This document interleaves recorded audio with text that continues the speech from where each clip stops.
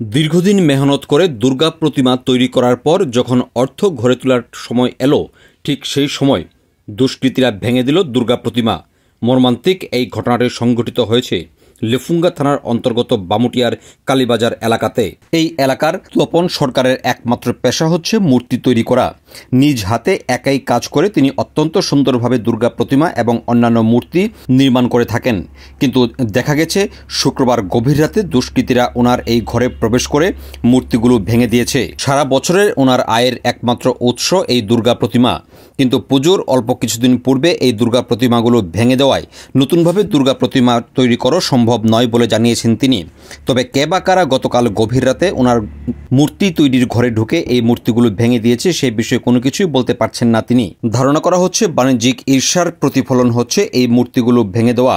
এই মূর্তিগুলো ভেঙে দেওয়াকে কেন্দ্র করে তিনি আর্থিকভাবে চরম ক্ষতিগ্রস্ত হয়েছেন বলে জানিয়েছেন। যে 3টি মূর্তি ভাঙা হয়েছে তার মূল্য আনুমানিক 2 লক্ষ টাকা বলে জানিয়েছেন মূর্তি নির্মাতা তপন সরকার। ঘটনা কালকে রাত্রে আমি 10টা ঘন্টা কাজ করছি। মূর্তির রং সাদা রং দেওয়ার পরে শরীরটা বেশি খারাপ করছে। এর আগের দিন 2টা ঘন্টা কাজ করছি, আমার ঘুমাইছে বলে আমি ঘুমাই দিছি। আবার 12টার সময় উঠছি, প্রস্তাব করতাম দিকে আইসে আগে দেখি সব ঠিকঠাক হয়ে আছে। আমি সব প্রায় সময় কেটে দেখি সামনের দিকে দেখি।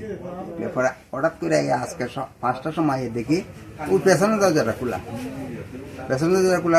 এদিকে আইসি আমি হইতেছে যে আমার ওয়াইফটা হইতেছে যে পেছনের দরজা খোলা, কি খোলা, আমি ওই দিকে খোলা। এইদিকে আইসি আইয়া দেখি সব মূর্তি সুরমার হয়ে গেছে। আবার ডাক দিচ্ছে মূর্তি দেখি এই মাথাটা নেই, মাথাটা হয়ে গেল কিন্তু হেঁটে থেকে এই জমিনের মাঝে এইখানে হয়ে গেছে মাথাটা। তারপরে এই কথা নাই, এবারে আমরা যে লোকটা কাজ করে আমরা বাড়ি তার আগে মেয়ে লোকটাকে ডেকে আনছি, আইনা ওই দেখো বোন কি অবস্থা, হালকা হাস করে গেছে।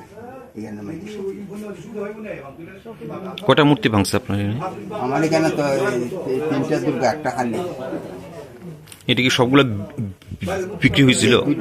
বিক্রি হয়েছিল, এটার দাম হয়েছে আমি দিছিলাম না, এটা কেমন দামে বিক্রি হয়েছে মূর্তিগুলো? এটা আমি খুঁজলাম 75,000, এরা খুঁজলাম 60,000 আমি দিচ্ছি। এমনি আপনার সঙ্গে কারো সমস্যা বা ঝগড়া এবং কিছু আছে এখানে? আমি এখানে যাইও না, আমার নিজের এখানে কোনো বাইক বন্ধ দেয় না, আমার আড্ডাও দেয়।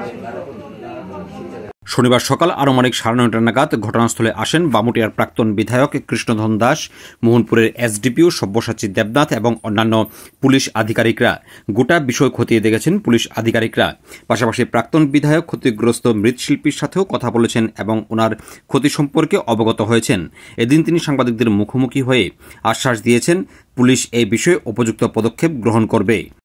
আমরা এখন যেখানে আছি কালীবাজার সংলগ্ন তপন সরকারের বাসভবন।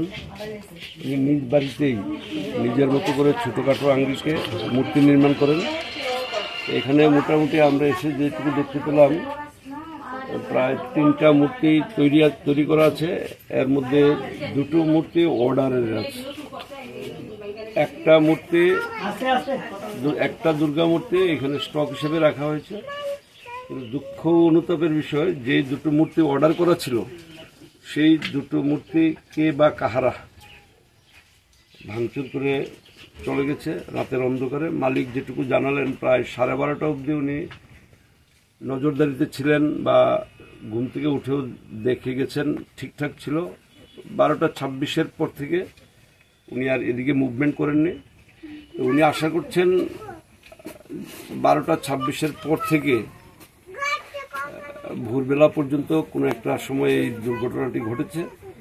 এখন এটা প্রাকৃতিক দুর্যোগ না, এটা দেখেই বোঝা যায় কোনো না কোনো ব্যক্তি তার হাত পা চালিয়েই এই অবস্থা করেছেন। তো আমরা প্রশাসনের কাছে আশা রাখব